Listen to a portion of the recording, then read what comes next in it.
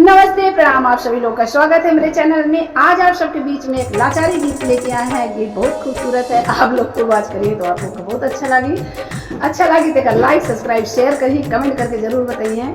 कि गीत अच्छी लगी कि नहीं। प्रेम से बोले जय माता दी। बरसाना काली बदरिया भरन दा हमरी गगरिया, बरसाना काली बदरिया भरन दा हमरी गगरिया, बरसाना काली बदरिया भरन दा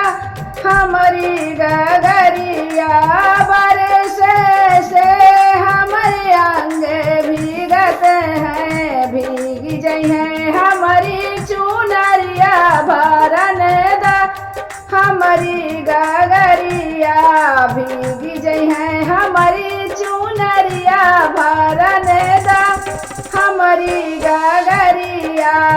बरसाना काली बदरिया भरन दा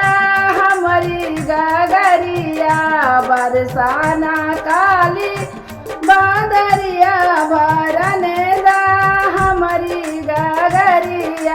चुनारे भीजे से रहिया ना सूझे, चुनारे भीजे से रहिया ना सूझे,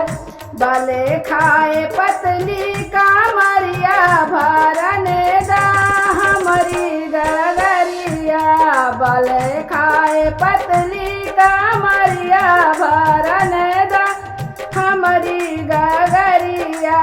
बरसाना काली बदरिया भरन दा हमारी गगरिया, बरसाना काली बदरिया